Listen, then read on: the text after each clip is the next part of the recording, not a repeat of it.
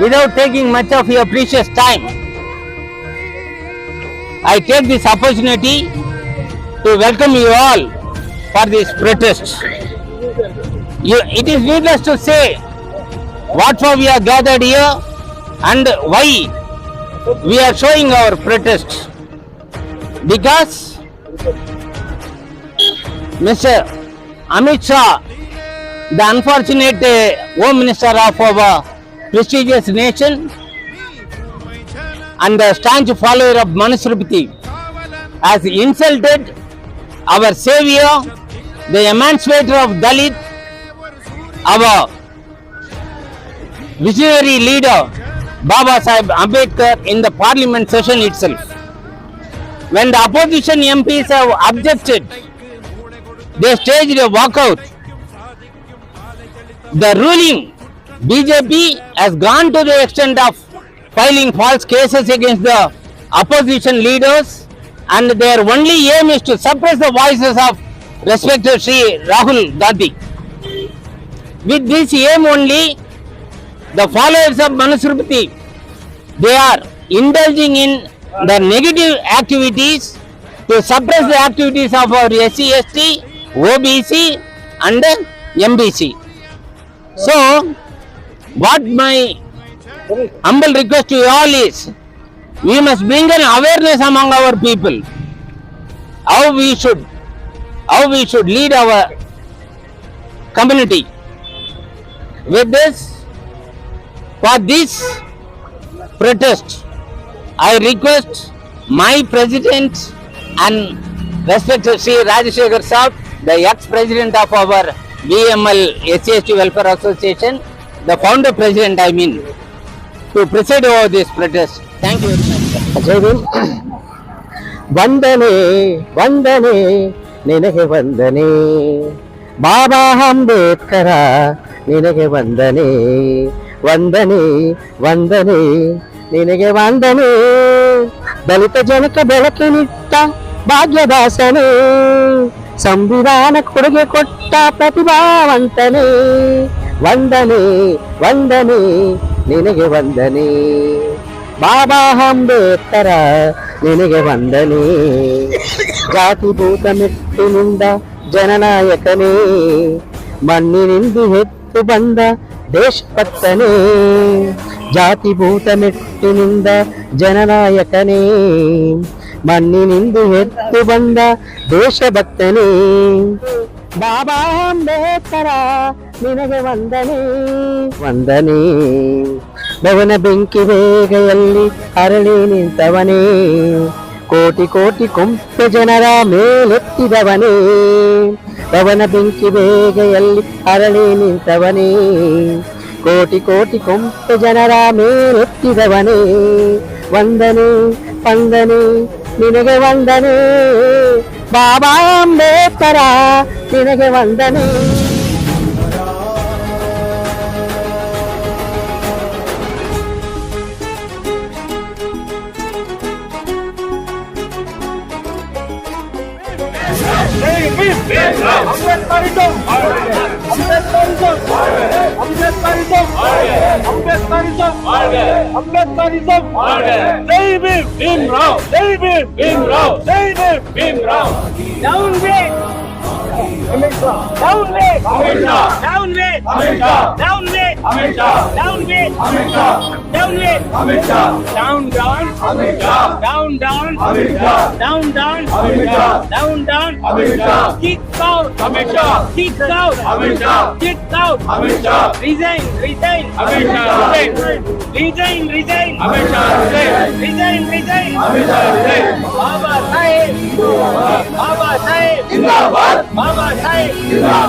So we are Karnataka chapter. Our respectful President Dr. Rajendran, our Vice President Mr. Rajashekharan, Vice President Ravi, Mr. Treasurer Vishwanna, we all are here to condemn the unparliamentary activities of our Home Minister Mr. Amit Shah. Amit Shah, he has taken very easily Dr. Ambedkar. Dr. Ambedkar is not an easy person.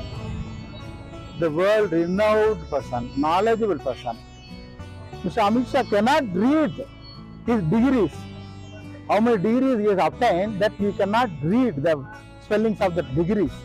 Such a person says, Ambedkar, Ambedkar, Ambedkar, what is this? He says Ambedkar is very easy. Ambedkar is the only person, the entire freedom fighting time, was not arrested by the British government. He was the only person. He was a member of Royal Society of England. Such a eminent person is insulted in the parliament. That is the reason, on behalf of our confederation, chaired by Dr. Udit Raj, ex-IRS person, and he is earlier MP also. Now he is All India President for KKC Congress Unit. So we, the Kannada State Unit, very strongly condemn the spelling of Ambedkar in the parliament on 17th November 2024. ಆತ್ಮ ಬಂಧುಗಳೇ, ಇವತ್ತು ನಮ್ಮ ಆಳದಮರ circle ಅಲ್ಲಿ ಬಮ್ಮಲ್ ನಗರ್ ಏರಿಯಲ್ಲಿ ಇರ್ತಕ್ಕಂಥ ಎಲ್ಲ ನನ್ನ ಅಣ್ಣ ತಮ್ಮಂದಿರು ಇವತ್ತಿನ ದಿನ ಇಲ್ಲಿ ಸೇರಿ ಪ್ರತಿಭಟನೆಯನ್ನ ಮಾಡ್ತಾ ಇದ್ದಾರೆ. ಏನಪ್ಪ ಪ್ರತಿಭಟನೆ ಅಂತ ಹೇಳಿದ್ರೆ, ನಾವು ಇಲ್ಲಿ ಸೇರಿರ್ತಕ್ಕಂಥವ್ರು ನಮಗೆ ಮನೆ ಕೊಡಿ, ಮಠ ಕೊಡಿ, ನಮಗೆ ಐಷಾರಾಮಿಯಾಗಿ ಬದುಕಲು ಅವಕಾಶ ಮಾಡಿಕೊಡಿ ಅಂತ ಹೇಳಿ ಇಲ್ಲಿ ನಾವು ನಿಂತಿಲ್ಲ. ಬಂಧುಗಳೇ, ಈ ದೇಶದಲ್ಲಿ ಬಾಬಾ ಸಾಹೇಬ್ ಅಂಬೇಡ್ಕರ್ ಅಂತ ಹೇಳಿದ್ರೆ ಒಂದು ರೀತಿ ಗೌರವ, ಶಕ್ತಿ, ಸಮಾನತೆ ಇರ್ತಕ್ಕಂಥ ಒಂದು ವ್ಯಕ್ತಿಯನ್ನ ಬಿಜೆಪಿ ಕೇಂದ್ರ ಮಂತ್ರಿ ಆಗಿರ್ತಕ್ಕಂಥ ಅಮಿತ್ ಶಾ ಅಷ್ಟೇ ನೀಳವಾಗಿ ಮಾತಾಡಿದ್ದಾನೆ. ಅಂಬೇಡ್ಕರ್ ಅಂಬೇಡ್ಕರ್ ಅಂಬೇಡ್ಕರ್, ಇವ್ರ ಅಪ್ಪನ ಹೆಸರು ಹೇಳ್ಬೇಕ ನಾವು? ಅಲ್ರಿ, ಈ ದೇಶಕ್ಕೆ ಸಂವಿಧಾನ ಕೊಟ್ಟಿರ್ತಕ್ಕಂಥ ಅಂಬೇಡ್ಕರ್ ಹೆಸರು ಹೇಳಿದೆ, ಬೇರೆ ಯಾರ ಹೆಸರನ್ನು ಹೇಳ್ಬೇಕು? ಇವ್ರ ಅಪ್ಪನ ಹೆಸರು ಹೇಳೋದ? ಇದು ಭಾರತ ದೇಶ ಪ್ರಜಾಪ್ರಭುತ್ವ ದೇಶ. ಇದು ಇಲ್ಲಿ ಎಲ್ಲಾ ಜಾತಿ, ಎಲ್ಲಾ ಮತ ಜನಗಳಿಗೆ ಬದುಕಲು, ಸ್ವತಂತ್ರವಾಗಿ ಜೀವನ ಮಾಡಲು ಇದನ್ನ ಸಂವಿಧಾನ ಹಕ್ಕನ್ನು ಕೊಟ್ಟಿದೆ. ಹಂಗಾಗಿ ಇಷ್ಟ ಇರ್ತಕ್ಕಂಥವ್ರು ಅಂಬೇಡ್ಕರ್ ಹೆಸರು ಹೇಳ್ತಾರೆ, ಕೆಲವರು ಗಾಂಧಿ ಹೆಸರು ಹೇಳ್ತಾರೆ. ಯಾರ ಹೆಸರು ಹೇಳಿದ್ರೆ ನಿನಗೇನಪ್ಪ? ನಿನಗ್ ಬೇಕಾದ್ರೆ ರಾಮನ ಹೆಸರು ಬೇಕಾದ್ರೆ ರಾಮನ ಹೆಸರು ಹೇಳ್ಕೊ. ನಿನಗೆ ಇಷ್ಟ ಇರ್ತಕ್ಕಂಥ ದೇವತೆ ಹೆಸರುಗಳನ್ನ ನೀವ್ ಹೇಳಕ್ಕೋ. ನಮ್ಮ ಇಷ್ಟ, ನಾವು ಅಂಬೇಡ್ಕರ್ ಹೇಳ್ತೀವಿ, ಬಾಬು ಜಗಜೀವನ್ ರಾಮ್ ಹೆಸರನ್ನು ಹೇಳ್ತೀವಿ, ಸಾವಿತ್ರಿ ಪುಲೆ ಬೇರೆ ಹೆಸರನ್ನು ಹೇಳ್ತೀವಿ, ತಂದೆ ಪೆರಿಯಾರ್ ಹೆಸರನ್ನು ಹೇಳ್ತೀವಿ, ಬಸವಣ್ಣ ಹೆಸರನ್ನು ಹೇಳ್ತೀವಿ. ಇದನ್ನು ಕೇಳಕ್ಕೆ ನೀನು ಯಾರಯ್ಯ? ನಾವು ಹೇಳಿದ್ರೆ ನೀವು ಅಷ್ಟು ಹೊಟ್ಟೆ ಕಿಚ್ಚ? ಬಂಧುಗಳೇ, ಇದಕ್ಕೆಲ್ಲ ಇಂಥ ಲೋಕಲ್ ಮಕ್ಕಳು ಪಾರ್ಲಿಮೆಂಟ್ ಅಲ್ಲಿ ಹೀನಾಗಿ ಮಾತಾಡಲು ಕಾರಣ ಅಲ್ಲಿ ಕೂತಿರ್ತಕ್ಕಂಥ ದಲಿತ ಎಂಪಿಗಳು ಕಾರಣ ಅಂತ ಹೇಳಿ ನಾನು ಆರೋಪ ಮಾಡ್ತಾ ಇದ್ದೀನಿ. ಪಾರ್ಲಿಮೆಂಟ್ ಅಲ್ಲಿ ಕೂತಿರ್ತಕ್ಕಂಥ ಎಂಪಿಗಳು, ದಲಿತ ಎಂಪಿಗಳು ಏನ್ ಮಾಡ್ತಾ ಇದ್ದಾರೆ?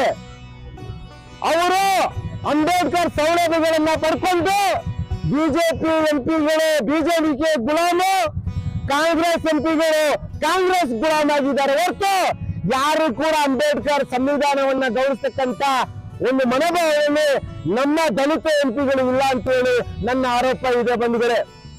ಹಂಗಾಗಿ ಬಾಬಾ ಸಾಹೇಬ್ರ ಆಸೆ ಇತ್ತು, ನನಗ್ ಕೂಡ ತುಂಬಾ ದಿನ ಒಂದು ಮೇಲಿತ್ತು. ಒಂದು ಕಡೆ ಬಾಬಾ ಸಾಹೇಬರಿಗೆ ಏನಾದ್ರೂ ಅವ್ರ ಹೆಸರಿಗೆ ತೊಂದರೆ ಬಂದಾಗ ಕೂಲಿ ಮಾಡ್ತಕ್ಕಂಥ ಬಡ ದಲಿತರು, ಸ್ಲಮ್ಗಳಲ್ಲಿ ಇರ್ತಕ್ಕಂಥ ಬಡ ದಲಿತರು ಮಾತ್ರ ಬೀದಿಗಿಳಿದು ಹೋರಾಟ ಮಾಡ್ತಕ್ಕಂಥದ್ದನ್ನ ನೋಡಿದ್ರಿ ಸುಮಾರು ಕಡೆ. ಆದ್ರೆ ಇವತ್ತಿನ ದಿನ ಅಂಬೇಡ್ಕರ್ ಉಪ್ಪು ತಿಂದ ಋಣವನ್ನು ತೀರಿಸಿಕೊಳ್ಳಲು ಇಲ್ಲಿ ಸೇರಿರ್ತಕ್ಕಂಥವ್ರು ಎಲ್ಲರೂ ಎಜುಕೇಟೆಡ್ ಇದ್ದಾರೆ, ಎಲ್ಲರೂ ಸುಮಾರಷ್ಟು ರಿಟೈರ್ಡ್ ಎಂಪ್ಲಾಯಿಗಳಿದ್ದಾರೆ, ಆಫೀಸರ್ಸ್ಗಳಿದ್ದಾರೆ. ನನಗಂತೂ ತುಂಬಾ ಖುಷಿ ಆಗ್ತಾ ಇದೆ. ಇವರೆಲ್ಲ ಇವತ್ತಿನ ದಿನ ಬೀದಿಗೆ ಬಂದು ಹೋರಾಟ ಮಾಡ್ತಾರೆ ಅಂತ ಹೇಳಿದ್ರೆ ನಾವು ಇನ್ನೂ ಸಹಿಸ್ಕೊಳಕ್ ಆಗಲ್ಲ ಅಂತೇಳಿ ಮನೆಯಿಂದ ಅವರು ಬೀದಿಗೆ ಬಂದಿದ್ದಾರೆ ಬಂಧುಗಳೇ.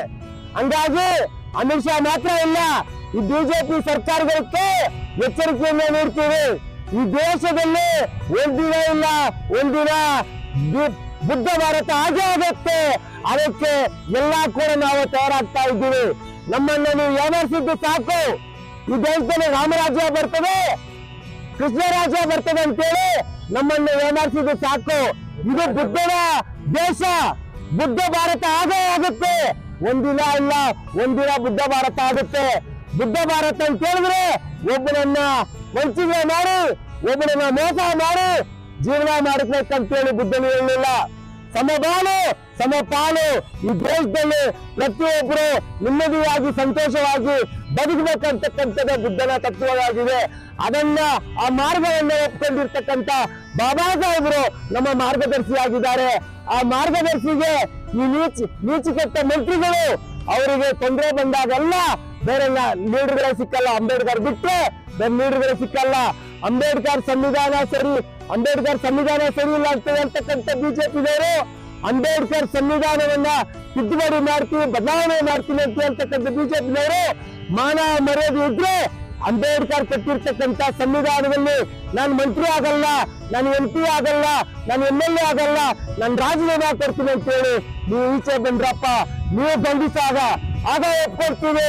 ನೀವು ಅಂಬೇಡ್ಕರ್ ತತ್ವವನ್ನು ಒಪ್ಕೊಳ್ದೆ ನೀವು ರಾಜೀನಾಮೆ ಕೊಟ್ಟರೆ ನೀವು ಬಂಧಿಸ್ರು ಅಂತ ಒಪ್ಕೊಳ್ತೀವಿ ಅಂತ ಹೇಳಿ ಈ ಸಂದರ್ಭ ಕೊಟ್ಟ ನಿಮ್ಗೆಲ್ಲರಿಗೂ ವಂದಿಸಿ ನನ್ನ ಮಾತುಗಳನ್ನ ಮುಗಿಸ್ತೀರಿ. ಜೈ ಭೀಮ್, ಜೈ புத்த பாரத். இந்த போராட்டம் ஏன் நடத்துகிறோம், எதற்காக நடத்துகிறோம், இது நடத்த வேண்டிய அவசியம் என்ன என்று உலகத்துக்கே தெரிந்த விஷயம். டாக்டர் அம்பேத்கர் அவர்கள் இல்லை என்றால் நான் இங்கே பேச முடியாது.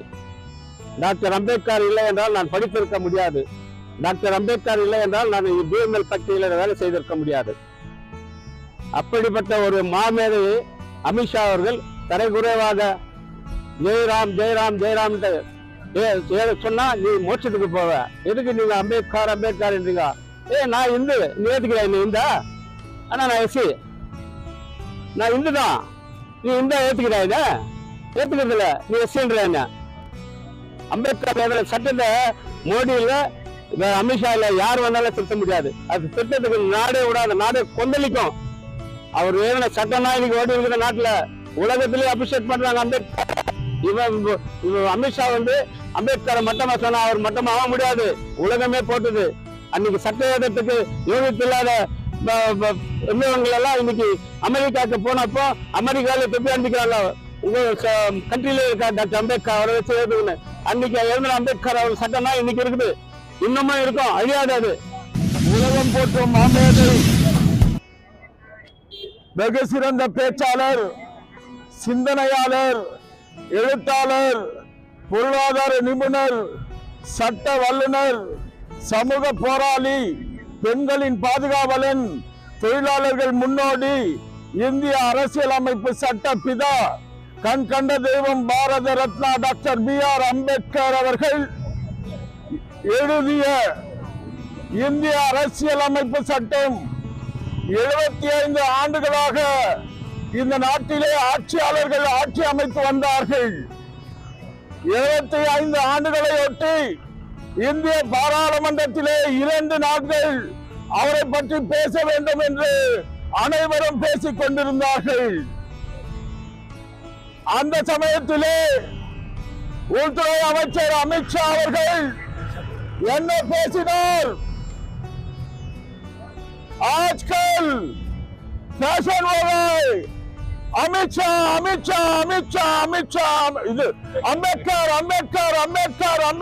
अम्बेडकर बोलने का फैशन हो गया है. इसे से ईश्वर को नाम बोला तो 7 साल स्वर्ग पहुंचता है बोला. हंगंದ್ರೆ ಈ ನಡುವೆ ಅಂಬೇಡ್ಕರ್ ಹೆಸರು ಫ್ಯಾಷನ್ ಆಗಿದೆ. ಎಲ್ಲ ಅಂಬೇಡ್ಕರ್ ಅಂತಾರೆ. ಅದಕ್ಕೆ ಬದಲು ಭಗವಾನ್ ಹೆಸರು ಹೇಳಿದ್ರೆ ಸ್ವರ್ಗ ಹೋಗ್ತಾ ಇದ್ರು ಅಂತ ಹೇಳಿದ್ರು. இப்போது நிலைமையிலே அம்பேத்கர் என்று உச்சரிக்கப்படுவது ஒரு ஃபேஷன் ஆகியிருக்கிறது. அது பகவான் பேர் சொல்லியிருந்தார், சொர்க்க அடையான்னு சொன்னார். இதை உண்மையாக கடிந்தார்கள் ஆப்போசிஷன் லீடர்ஸ். நாடே கொந்தளித்தது.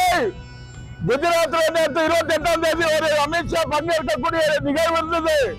6000 வழக்கறிஞர்கள் ஒன்று கூடி அவர் குஜராத் வந்து அந்த பங்கன்ல கலந்து கொண்டிருந்தார்கள். நாடே கொந்தளிச்சு வன்மையா போராட்டங்களை நடத்திட்டு இருக்குது.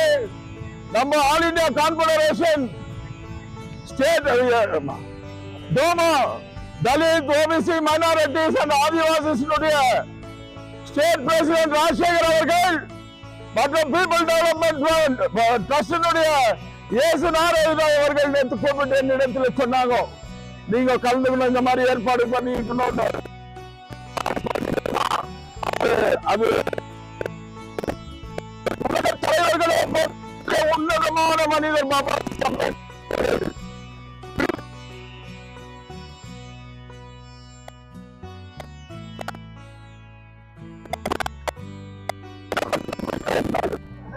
ஆப்பிரிக்க நாட்டினுடைய தந்தை ஒபாமா சொன்னாரு, Ambedkar is the true champion of human rights. He is fought for the equality and social justice. The strongest constitution will be the model constitution of South Africa சொன்னாரு. அமெரிக்க ஜனாதிபதி ஒபாமா சொன்னாரு, Ambedkar is the founding father of modern India. The strongest drafted constitution will be the model constitution for throughout the world ன்னு சொன்னாரு. அம்பேத்கர் ஏத்துக்காத காந்தி கூட Ambedkar is the greatest stealing personality அப்படின்னு சொன்னாரு.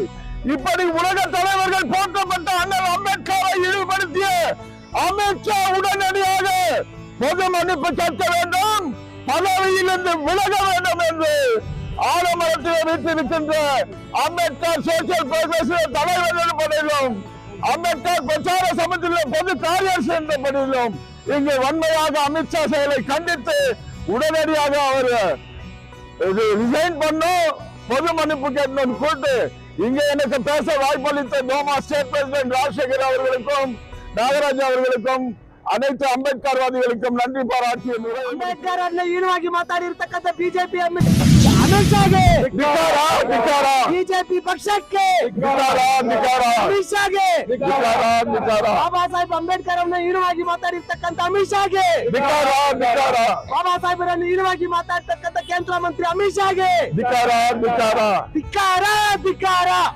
ಶಾಗೆ ಧಿಕ್ಕಾರ Namo Buddha, Jai Bhim. We have assembled here to condemn the undemocratic activities of our Home Minister Amit Shah. It is not any strange thing we are expecting from such a person. He is from RSS base. He is from Manu base, is against the democratic constitution of our nation. ஒரு மிகப்பெரிய ஜனநாயக நாடு, உலகத்திற்கே ஜனநாயகத்தை அள்ளித்தந்த நாடு, உலகின் ஒப்பற்ற தலைவரை பெற்றெடுத்த நாடு, உலகின் ஒரு மிக நீண்ட நெடிய சட்டத்தை கொண்ட ஒரு நாடு. அந்த நாட்டின் ஹோம் மினிஸ்டர் என்று சொன்னால் அவர்தான் பிரதமருக்கு அடுத்ததாக ஒரு சீனியர் மினிஸ்டர். அவருக்கு அடிப்படை சட்டமே தெரியவில்லை என்னும் போது நம்மெல்லாம் வெட்க தலைவர் அவர் home minister to have such a home minister. அவர் ஓட் ஆஃப் சீக்ரசி எடுக்கும் போது இந்திய அரசியல் சட்டத்தின் மேலே சத்தியம் செய்து பிரமாணம் செய்து அவர் தன்னுடைய பதவி ஏற்றுக்கொள்கிறார் என்று சொல்லும் போது ஆனால் அம்பேத்கர் எழுதிய அந்த சட்டம் நம்மை வழி நடத்துகிறது என்று அவர் புரிந்து கொள்ள வேண்டும். ஆனால் cat is out of the bag என்று சொல்லுவார்கள் ஆங்கிலத்தில். அவரை மறைச்சு வச்சாரு, நான் RSS காரன் இல்லைன்னு வெளிப்பட்டுச்சு. இப்போது நம்ம கோயில என்ன இருக்குது அப்படின்னு நினைக்கும் போது you have to follow the footprints of Baba Saheb Ambedkar. Educate, agitate, organize என்ற ஒரு முன்மந்திரத்தை சொன்னார். அதற்கு அடுத்ததாக அவர் பௌத்தத்தை குறித்து சொன்னார். அவருக்கே உரிய ஒரு கட்சியான ரிபப்ளிகன் பார்ட்டி ஆஃப் இந்தியாவை ஃபாலோ செய்யணும்னு சொன்னாரு. அதை தவறிவிட்டோம். அதனால தான் நம்ம we have divided ourselves against these interpreters. நம்ம இனிமேலும் நம்ம பிரிந்திருக்க கூடாது. நாம் எல்லாம் பாபா சாஹேப் வழியிலே சென்றால்தான் இந்திய நாட்டை 140 கோடி மக்களை காக்க முடியும். Otherwise we are going back to the money system. பெண்களுக்கு உரிமை இருக்காது, தாழ்த்தப்பட்டவர்களுக்கு உரிமை இருக்காது, படித்தவர்களுக்கு உரிமை இருக்காது. Old system. எவன் நிலம் வச்சிருக்கிறானோ அவனுக்கு தான் ஓட்டு, எவன் பட்டா வச்சிருக்கிறானோ அவனுக்கு தான் நோட்டு, எவன் பட்டம் வாங்கினானோ அவனுக்கு தான் நோட்டு என்ற பேக் டு பெவிலியன் நம்ம போக வேண்டிய சூழ்நிலை இருக்கும். ஆனால் இந்திய அரசியல் சட்டத்தை நாம் கட்டி காப்பாற்ற வேண்டும். அதுதான் இன்னைக்கு நம்ம முன்னே இருக்கிற ஒரு மிகப்பெரிய ஒரு விஷயம். அதற்காக on behalf of my Republican Party of India, I once again appeal to the Prime Minister of our nation to weed out him from the ministership. அவரை அமித்ஷாவை ஹோம் மினிஸ்டர் ரீப்ளேஸ் பண்ணு. எப்படியாப்பட்ட ஹோம் மினிஸ்டர் இருந்தாங்க நம்ம கிட்ட. ஆனா இன்னைக்கு எங்கேயோ இருந்து வந்த ஹோம் மினிஸ்டர் சரியான படியில சட்டப்படி நடக்கவில்லை. யார் அஷேம். அவர் பாபா சாஹேபை ஏற்றுக்கொள்ளவில்லை என்றாலும் கூட அவருடைய அரசியல் சட்டத்தை ஏற்றுக்கொள்ள வேண்டும். ಇವತ್ತಿನ ದಿವಸ ನಾವು ಒಂದೇ ಒಂದು ಮಾತು ಏನ್ ಹೇಳ್ತೀವಿ ಅಂತ ಹೇಳಿದ್ರೆ, ಡಾಕ್ಟರ್ ಬಾಬಾ ಸಾಹೇಬ್ ಅಂಬೇಡ್ಕರ್ ಅವರು ಕೊಟ್ಟಂತ ಸಂವಿಧಾನದ ಅಡಿಯಲ್ಲಿ ಬಂದಂತ ಒಬ್ಬ ಗೃಹ ಮಂತ್ರಿ, ಈ ದೇಶದ ಗೃಹ ಮಂತ್ರಿ ಬಾಬಾ ಸಾಹೇಬರನ್ನ ಅವಹೇಳನಕಾರಿಯಾಗಿ ಪಾರ್ಲಿಮೆಂಟ್ ನಲ್ಲಿ ಮಾತಾಡ್ತಾ ಇರ್ತಕ್ಕಂಥದ್ದನ್ನ ನಾವು ಸಂಪೂರ್ಣವಾಗಿ ಖಂಡಿಸ್ತೀವಿ. ಇವತ್ತು ಏನಪ್ಪ, ನೀವೊಬ್ಬ ಗೃಹ ಮಂತ್ರಿ, ಈ ದೇಶದ ಕಾನ್ಸ್ಟಿಟ್ಯೂಷನ್ ನಿಮಗೆ ಗೊತ್ತಿಲ್ವಾ? ಈ ದೇಶದ ಕಾನ್ಸ್ಟಿಟ್ಯೂಷನ್ ಬರೆದವರು ಯಾರು ನಿಮಗೆ ಗೊತ್ತಿಲ್ವಾ? ಡಾಕ್ಟರ್ ಅಂಬೇಡ್ಕರ್ ಅವರು ಎಷ್ಟೆತ್ತರಕ್ಕೆ ಬೆಳೆದಿದ್ದಾರೆ, ಯಾರು ಅಂಬೇಡ್ಕರ್, ಏನ್ ಅಂಬೇಡ್ಕರ್ ಅನ್ನೋದು ನಿಮ್ಗೆ ಗೊತ್ತಿಲ್ವಾ? ಅಷ್ಟು ಗೊತ್ತಿರ್ತಕ್ಕಂತ ಮನುಷ್ಯ ನೀವು ಪಾರ್ಲಿಮೆಂಟ್ ನಲ್ಲಿ ಇವತ್ತು ಅವರ ಬಗ್ಗೆ ಬಹಳ ಹಗುರವಾಗಿ ಮಾತನಾಡಿದಿರಿ ಅಂತಂದ್ರೆ ಇದಕ್ಕಿಂತ ಅವಮಾನಕರವಾದಂತ ನಿಮಗೆ ನಾನು ಹೇಳ್ತಾ ಇದ್ದೆ, ಅಮಿತ್ ಶಾ ಅವರಿಗೆ ಇನ್ನೇನ್ ಬೇಕು ಅಂತ ಕೇಳ್ತೀನಿ ನಾನು. ಅಲ್ಲ ರೀ, ಈ ದೇಶದಲ್ಲಿ ಎಷ್ಟು ಜನ ಗೃಹ ಮಂತ್ರಿಗಳಾದ್ರು, ಪ್ರಧಾನ ಮಂತ್ರಿಗಳಾದ್ರು ಬಂದವರೆಲ್ಲಾನು ಈ ಕಾನ್ಸ್ಟಿಟ್ಯೂಷನ್ಗೆ ನಮಸ್ಕಾರ ಮಾಡಿ ವಂದನೆ ಮಾಡಿ ತಮ್ಮ ಸರ್ಕಾರನ ನಡೆಸಿದವರು, ತಮ್ಮ ಅಧಿಕಾರವನ್ನ ನಡೆಸಿದವರು. ನಿಮ್ಮ ಅಧಿಕಾರದ ವ್ಯಾಪ್ತಿ ಇಷ್ಟಿದೆ ಅಂತ ಹೇಳಿ ಡಾಕ್ಟರ್ ಬಾಬಾ ಸಾಹೇಬ್ ಅಂಬೇಡ್ಕರ್ ಅವರು ಹಾಕೊಟ್ಟಂತ ವ್ಯಾಪ್ತಿಯಲ್ಲಿ ನೀವು ಅಧಿಕಾರ ನಡೆಸಿದವರು. ಅಷ್ಟು ಗೊತ್ತಿಲ್ಲದೆ ನೀವು ಯಾತಕ್ರಿ ಗೃಹ ಮಂತ್ರಿ ಆಗಿರ್ತೀರಿ? ಮೊದಲು ದಯಮಾಡಿ ನೀವು ಕೆಳಗಡೆ ಇಳೀರಿ. ನಿಮಗೆ ಆ ಅರ್ಹತೆ ಇಲ್ಲ ಅಂತಕ್ಕಂಥದ್ದನ್ನ ನಾನು 100 ಬಾರಿ ಹೇಳ್ತೀನಿ. ಏನಪ್ಪಾ, ಎಲ್ಲಿಂದ ಬಂದಿರ್ರಿ ನೀವು? ಎಷ್ಟು ಸಾರಿ ಕಾನ್ಸ್ಟಿಟ್ಯೂಷನ್ ಓದಿದ್ದೀರಿ? ಡಾಕ್ಟರ್ ಅಂಬೇಡ್ಕರ್, ಬಾಬಾ ಸಾಹೇಬ್ ಅಂಬೇಡ್ಕರ್ ಅವರ ಬಗ್ಗೆ ಏನ್ ತಿಳ್ಕೊಂಡಿದ್ದೀರಿ ನೀವು? ಏನ್ ತಿಳ್ಕೊಂಡು ಆ ರೀತಿ ಮಾತನಾಡಿದಿರಿ ನೀವು ಪಾರ್ಲಿಮೆಂಟ್ ನಲ್ಲಿ?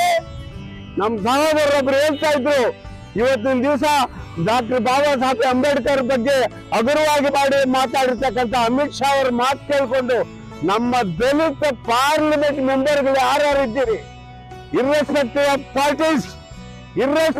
ಪಾರ್ಟೀಸ್ ಎಲ್ಲ ರಿಸೈನ್ ಮಾಡಬೇಕು ಅಂತ ಕೇಳಿದ್ರು ನಮ್ಮ ಸಹೋದರರು. ಅದಕ್ಕೆ ನಮ್ ಸಪೋರ್ಟ್ ಇದೆ. ದಯಮಾಡಿ ಅವರೆಲ್ಲಾನು ಯಾರು ಹಾಕೋ ಭಿಕ್ಷೆಗೆ ಇರ್ಬೇಡ್ರಿ. ನೀವು ಯಾರು ಹಾಕ್ತಕ್ಕಂಥ ಭಿಕ್ಷೆಗೆ ಇರ್ಬೇಡಿ. ಇವತ್ತಿನ ದಿವಸ ದಲಿತ ನಾಯಕರನ್ನ, ದಲಿತ ಪಾರ್ಲಿಮೆಂಟ್ ಮೆಂಬರ್ಗಳನ್ನ ಮುಂದೆ ಇಟ್ಕೊಂಡು ಆಡಳಿತ ಮಾಡ್ತಕ್ಕಂಥ ಸರ್ಕಾರದ ಬಗ್ಗೆ ನಿಮ್ಗೆ ತಿಳುವಳಿಕೆ ಇರ್ಬೇಕ್ರಿ. ನೀವೆಲ್ಲ ಅಲ್ಲಿಂದ ಬಂದ್ಬಿಡ್ಬೇಕು. ಅದೇ ಏನಾದ್ರು ಬಾಬಾ ಸಾಹೇಬ್ ಅವ್ರು ಇದ್ದಿದ್ರೆ ಈ ರೀತಿ ಆಗ್ತಾ ಇತ್ತಾ? 1 ನಿಮಿಷ ಅಲ್ಲಿ ಇರ್ಲಿಲ್ಲ, 1 ನಿಮಿಷ ಅಲ್ಲಿ ಇರ್ತಾ ಇರ್ಲಿಲ್ಲ. ಅದಕ್ಕೆ ಬೇಕಾದಷ್ಟು ಉದಾಹರಣೆಗಳಿದೆ. ಆದ್ರಿಂದ ಸಮಯ ಹೆಚ್ಚಿಗೆ ಇಲ್ಲ. ನಾನು ಹೇಳ್ತಾ ಇದ್ದೀನಿ, ನಮ್ಮ ಗೃಹ ಮಂತ್ರಿ ಅಮಿತ್ ಶಾ ಅವರು ಅವರ ಆತ್ಮ ಗೌರವದಿಂದ ಅವರೇ ಈ ಸ್ಥಾನವನ್ನ ಬಿಟ್ಕೊಟ್ಬಿಡ್ಬೇಕು. ಅದಾದ್ಮೇಲೆ ಮಾನ್ಯ ಪ್ರಧಾನಮಂತ್ರಿಗಳು ನಾನು ಒತ್ತಾಯಪೂರ್ವಕವಾಗಿ ಒತ್ತಾಯ ಮಾಡಿಸ್ತಾ ಇದ್ದೀನಿ. ಮಾನ್ಯ ಮೋದಿ ಅವರು ಇಂತಹ ಒಬ್ಬ ವ್ಯಕ್ತಿಯನ್ನ ತಮ್ಮ ಪಕ್ಕದಲ್ಲಿ ಒಬ್ಬ ಗೃಹ ಸಚಿವರನ್ನಾಗಿ ಇಟ್ಕೊಂಡಿದ್ದಾರಲ್ಲ, ಅದು ಬಹಳ ಖಂಡನೀಯ. ಬಹಳ ಖಂಡನೀಯ. ಅವರನ್ನ ತಕ್ಷಣವೇ ತಮ್ಮ ಸಂಪುಟದಿಂದ ವಜಾ ಮಾಡಬೇಕು ಅಂತ ನಾನು ಅವರನ್ನ ಒತ್ತಾಯಪೂರ್ವಕವಾಗಿ ಕೇಳ್ಕೊಳ್ತಾ ಇದ್ದೀನಿ. ದಯವಿಟ್ಟು ಇದು ಒಬ್ಬರಿಗೆ ಆಗಿರ್ತಕ್ಕಂಥ ಇದಲ್ಲ ರೀ, ಈ ದೇಶವನ್ನ ನಿಲ್ಲಿಸೋದಕ್ಕೆ ಮಾಡಿರ್ತಕ್ಕಂಥ ಒಬ್ಬ ಮಹಾನ್ ವ್ಯಕ್ತಿ ಬಗ್ಗೆ ಮಾತನಾಡ್ತಕ್ಕಂಥ ಅವಹೇಳನಕಾರಿ ಮಾತುಗಳು. ಅದನ್ನ ಗಮನದಲ್ಲಿ ಇಟ್ಕೊಳ್ಳಿ ಮಾನ್ಯ ಪ್ರಧಾನಮಂತ್ರಿಗಳೇ, ಅದನ್ನ ಗಮನದಲ್ಲಿ ಇಟ್ಕೊಳ್ಳಿ ಮಾನ್ಯ ಸಂಸತ್ ಸದಸ್ಯರೇ. ಅದನ್ನೆಲ್ಲ ಗಮನದಲ್ಲಿ ಇಟ್ಕೊಂಡು ಏನಿವತ್ತು ಅಮಿತ್ ಶಾ ಮಾತಾಡಿದ್ದಾರೆ ಅದ್ರ ಬಗ್ಗೆ ಯೋಚನೆ ಮಾಡಿ ತಕ್ಷಣ ಅವರನ್ನ ಈ ಸಚಿವ ಇದರಿಂದ ತೆಗಿಬೇಕು ಅಂತೇಳಿ ನಾನು ಒತ್ತಾಯಪೂರ್ವಕವಾಗಿ ಹೇಳ್ತಾ ಇದ್ದೀನಿ. ಈ ಸಮಯದಲ್ಲಿ ದಯಮಾಡಿ ನಮ್ಮ ದಲಿತ ಸಮುದಾಯಗಳೇನಿದೆ ಎಲ್ಲ ಒಟ್ಟಿಗೆ ಒಗ್ಗಟ್ಟಾಗಿ ಇದ್ ಮಾಡ್ಬೇಕು ಅಂತ ಹೇಳ್ಬಿಟ್ಟು ನಮ್ಮ ಎಲ್ಲರನ್ನ ನಾನು ಒಂದಿಸಿ ಕೈ ಮುಗಿಸಿ. நாடு முழுவதும் இன்றைக்கு ஒரு கொந்தளிப்பான நிலையை ஏற்றி இருக்கிறது. ஏனென்று சொன்னால் பாராளுமன்றத்தில் கான்ஸ்டிடியூஷன் பற்றி அரசியலமைப்பு சட்டம் பற்றி 2-3 நாட்களாக விவாதம் நடந்தது. விவாதம் நடந்த சந்தர்ப்பத்திலே பேசிய அனைவரும் கூட இந்த கான்ஸ்டிடியூஷன் உருவான விதம் குறித்தும் இந்த கான்ஸ்டிடியூஷன் எதையெல்லாம் சொல்கிறது என்று குறித்தும் இந்த கான்ஸ்டிடியூஷன் எதையெல்லாம் வலியுறுத்துகிறது என்று குறித்தும் இந்த நாடு எந்த திசை வழியில் செல்ல வேண்டும் என்பது குறித்தும் செக்யூலரிசம் என்பதை குறித்தும் சமத்துவம் குறித்தும் எல்லாம் பேசினார்கள். இதை இந்த அரசியலமைப்பு சட்டத்தை வடிவமைத்து கொடுத்திய சட்டப்பிதா அம்பேத்கர் அவர்களை பற்றி கூட அனைவரும் 2 நாட்களாக பேசினார்கள். இது வெறும் பேச்சுக்காக அல்ல,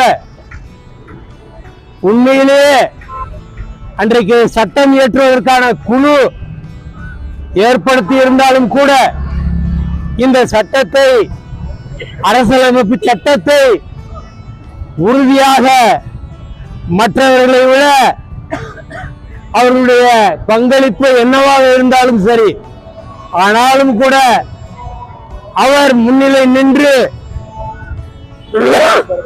அதை வெற்றிகரமாக செயல்படுத்தி அவருக்கு கொடுத்த பொறுப்பை 2 வருட காலங்களிலே நிறைவேற்றி இந்த நாட்டுக்கு அளித்திருக்கிறார் சட்டமேதை சட்டப்பிதா அம்பேத்கர் அவர்கள்.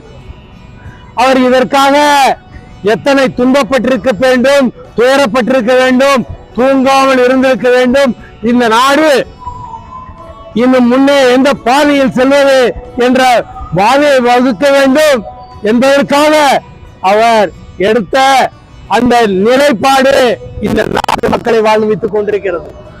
இந்த நாட்டு மக்களை ஒரு திசை வழியில் செல்ல அனுமதித்துக் கொண்டிருக்கிறது. ஆனால் அரசியலமைப்பு சட்டம் நம்ம மக்களுக்கு மட்டுமல்ல, இன்றைக்கு ஆட்சியாளர்களுக்கும் கூட அது வழிகாட்டியாக இருக்கிறது என்பதை இன்னைக்கு அவர்கள் உணர்ந்ததாக தெரியவில்லை. அதற்கு மாறாக இந்த அரசியலமைப்பு சட்டத்தை ஒழித்து விட வேண்டும், அதை எப்படியாவது தலைமுழுகி விட வேண்டும் என்ற எண்ணத்தை கொண்டிருப்பவர்கள் தான் RSS காரர்கள், அந்த எண்ணத்தை கொண்டிருப்பவர்கள் தான் பிஜேபி காரர்கள், அந்த வழித்தோன்றர்கள் தான் இன்னைக்கு அமித்ஷாவாக இருந்தாலும் சரி, மோடியாக இருந்தாலும் சரி, அவர்கள் எல்லாம். ஆகவே இதை நாம் சரியாக புரிந்து கொள்ள வேண்டும். அவர்கள் இந்த அரசியல் அமைப்பு சட்டத்தை தூக்கி எறிந்து விட்டு 2000 வருஷத்துக்கு முன்னால என்ன மனு அப்படின்னு சொல்லக்கூடிய மனுவாதம் என்ன இருக்குது, அதாவது ஜாதி வித்தியாசம் இருக்க வேண்டும், ஆண்டான் அடிமை இருக்க வேண்டும் என்று சொல்லக்கூடிய யாராருக்கு என்ன வேலையோ அதை மட்டும் செய்ய வேண்டும், அவர்கள் வேற வேலைக்கு போகக்கூடாது அப்படின்னு ஒரு அடிமைத்தனத்தில் வைக்கக்கூடிய 2000 வருஷத்துக்கு முன்னால் இருக்கக்கூடிய அந்த மனு தர்மத்தை இன்னைக்கு அரசியலமைப்பு சட்டமாக மாற்றுவதற்கான முயற்சியில் அவர்கள் இறங்கி இருக்கிறார்கள். அதனால்தான் 2 நாட்கள் அரசியலமைப்பு சட்டம் குறித்து விவாதித்த போது அம்பேத்கர் பெயரை திரும்ப திரும்ப எல்லோரும் உச்சரித்த போது இன்னைக்கு அவருக்கு தாங்கிக் கொள்ள முடியவில்லை, அவருக்கு இன்னைக்கு பொறுத்து கொள்ள முடியவில்லை. நமது திட்டம் நிறைவேறாது, நமது கனவு நிறைவேறாது அப்படிங்கறதான் புரிஞ்சுக்கிட்டு இன்னைக்கு இப்படி பண்ணியிருக்கிறாங்க. சொன்ன மாதிரி அவங்க என்ன கேரட் அந்த கையில இருந்து பூனை வெளியே வந்துச்சு அப்படிங்கிற மாதிரி அவங்க வாழ்க்கையில அவங்க சாதிக்க நினைக்கிறது தான்.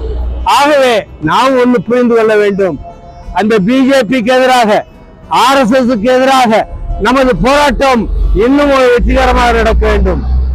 மார்க்சியவாதிகளாக இருந்தாலும் சரி, பெரியாரிஸ்டுகளாக இருந்தாலும் சரி, அம்பேத்கர் வாதிகளாக இருந்தாலும் சரி, அவர்கள் என்றென்றைக்கும் ஒன்று திரள வேண்டும்.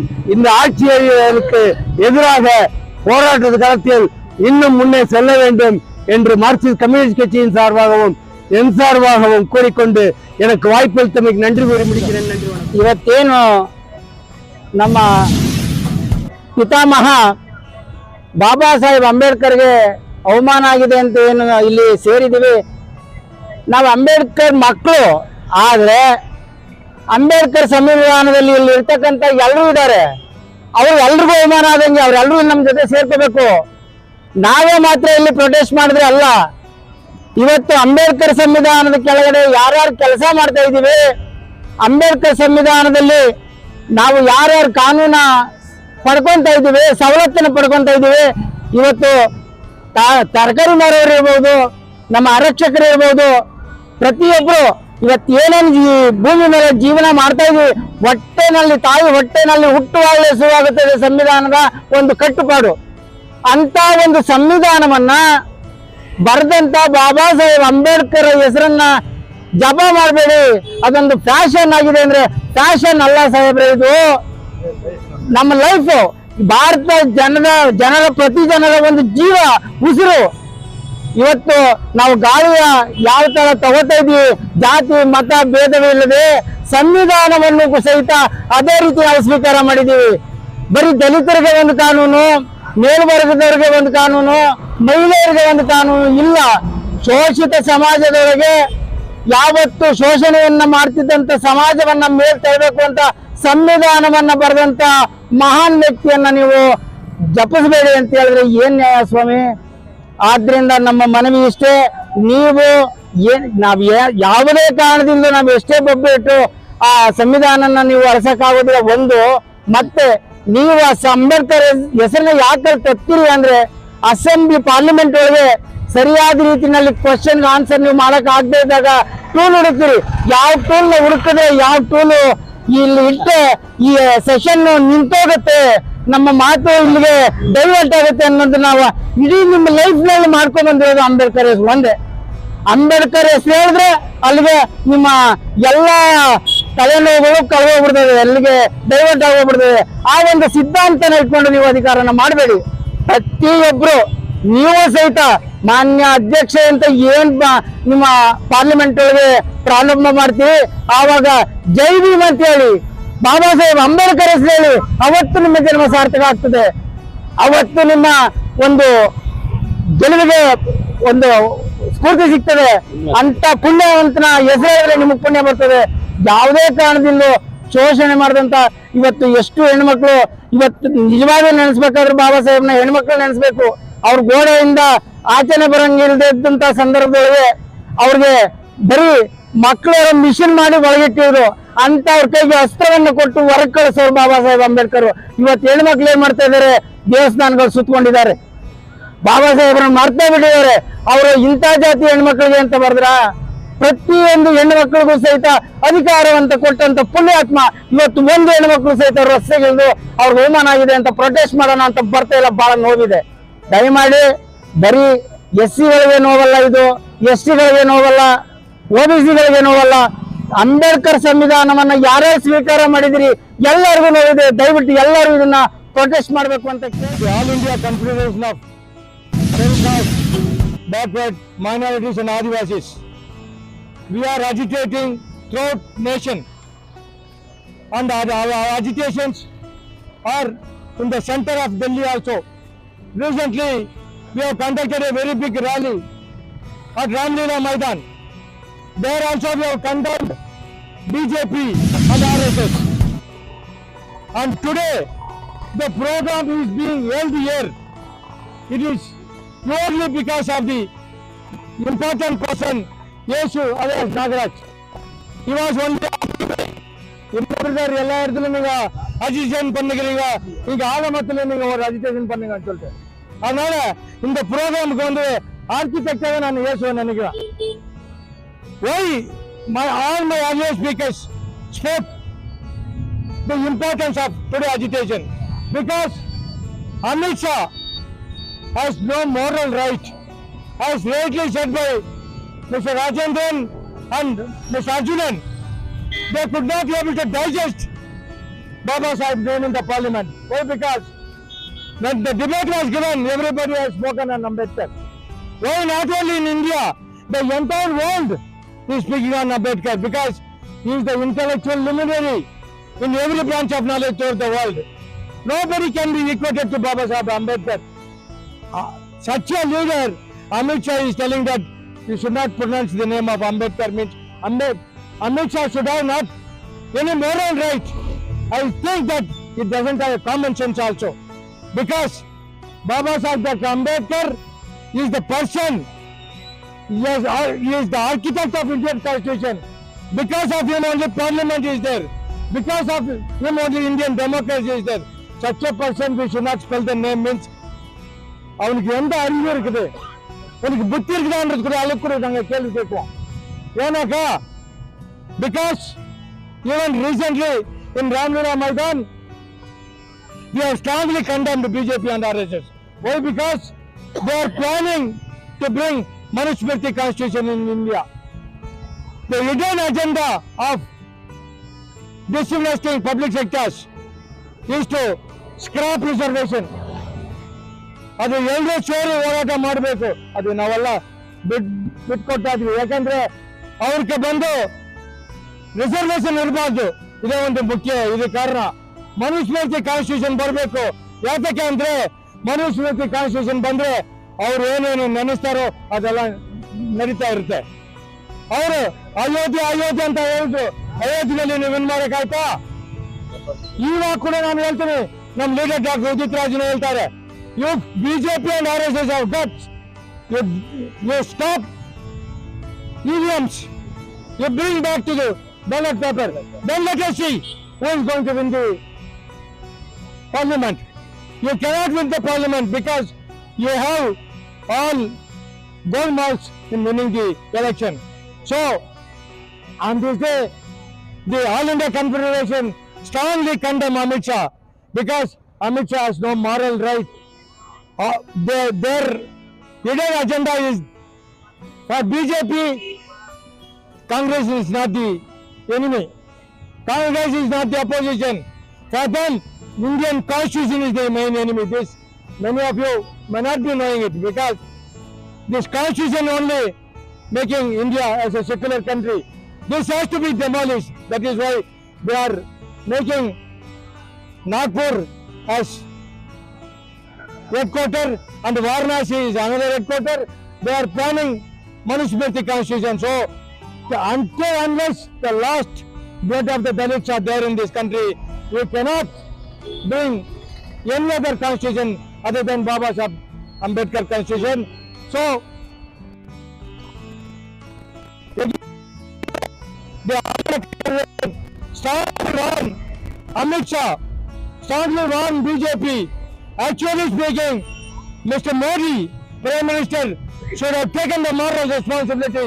He should have dismissed Mr. Amit Shah for the remark what Mr. Amit Shah has made.